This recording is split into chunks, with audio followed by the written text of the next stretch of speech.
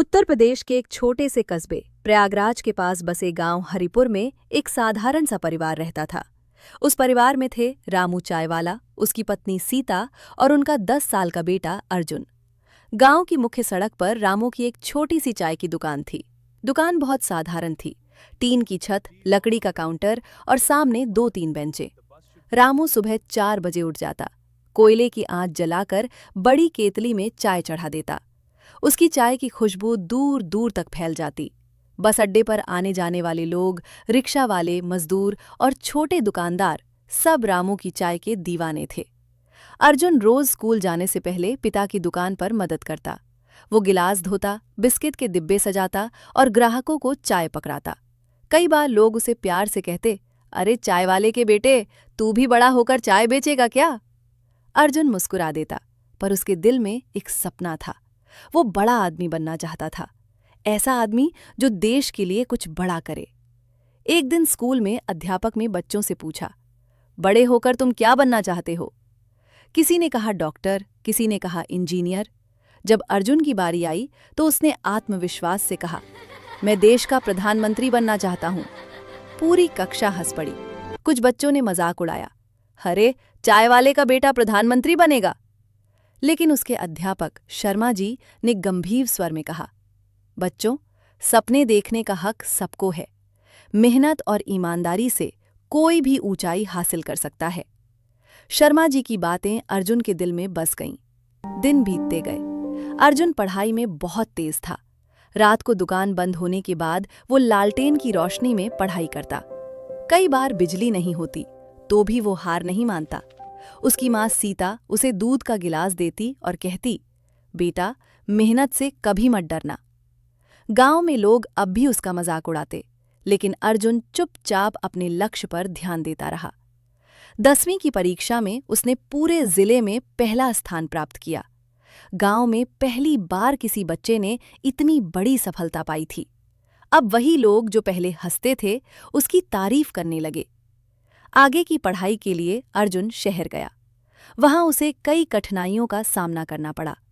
पैसे कम थे, इसलिए वो शाम को ट्यूशन पढ़ाता और छुट्टियों में घर आकर पिता की दुकान पर मदद करता।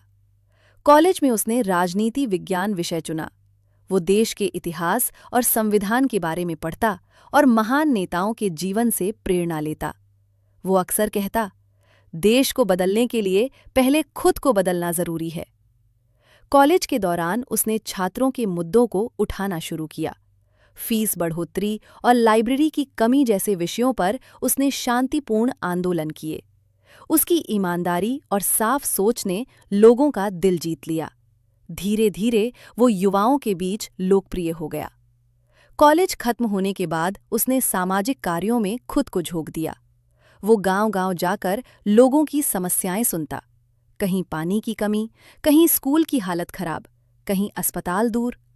उसने अपने गांव हरिपुर में एक छोटी लाइब्रेरी और एक कोचिंग सेंटर शुरू किया, ताकि गरीब बच्चों को पढ़ने का मौका मिल सके। कुछ सालों बाद उसने स्थानीय चुनाव लड़ा। लोग उसे जानते थे, उसकी मेहनत देख चुके थे। परिणाम आया, अर्जुन भारी मतों से जीत गया। रामू चायवाला की आंखों में आंसू थे। उसने दुकान पर आने वाले हर ग्राहक को मिठाई बांटी। वो गर्व से कहता, ये मेरा बेटा है। अर्जुन ने विधायक बनकर ईमानदारी से काम किया। उसने गांवों में सड़कें बनवाईं, स्कूलों में सुधार करवाया और किसानों के लिए नई योजनाएं शुरू कीं। उसकी लोकप्रियता बढ़ती गई। धीरे धीरे वो राष्ट्रीय स्तर पर पहचाना जाने लगा। कई बड़े नेताओं ने उसकी सादगी और ईमानदारी की प्रशंसा की। एक दिन पार्टी ने उसे लोकसभा चुनाव का टिकट दिया। ये बहुत बड़ी जिम्मेदारी थी। अर्जुन ने पूरे दिल से चुनाव प्रचार किया। उसने वादे नहीं, बल्कि अपने काम को जनता के सामने रखा। चुनाव परिणाम के दिन पूरे देश की निगाहें टीवी पर थीं। परिणाम आया, अर्जुन ने भारी बहुमत से जीत हासिल की। कुछ वर्षों की कड़ी मेहनत और सच्ची नीयत के बाद वो दिन भी आया जब पार्टी ने उसे देश का प्रधानमंत्री पद के लिए चुना। शपथ ग्रहण समारोह में जब उसने प्रधानमंत्री पद की शपथ ली, तो उसकी आंखों में अपने बचपन की यादें ताज़ा हो गईं। टीन की छत वाली दुकान, पिता की मेहनत, माँ की दुआएं और लोगों की हंसी। शपथ लेने के बाद वो सीधे अपने गांव हरिपुर गया। सबसे पहले उसने अपने पिता की पुरानी चाय की दुकान पर कदम रखा। रामू अब बूढ़ा हो चुका था, लेकिन उसकी आंखों में वही चमक थी। अर्जुन ने झुककर पिता के पैर छुए और कहा, पिताजी, आपकी चाय की खुशबू ने ही मुझे आगे बढ़ने की ताकत दी। गांव के लोग इकट्ठा हो गए। अर्जुन ने कहा, मैं आज जो भी हूं, अपनी मेहनत और आप सबके आशीर्वाद से हूं। किसी का मजाक मत उड़ाओ। हर छोटे सपने में भी बड़ा भविष्य छुपा होता है। उसने अपने गांव में एक बड़ा स्कूल, अस्पताल और कौशल प्रशिक्षण केंद्र बनवाया।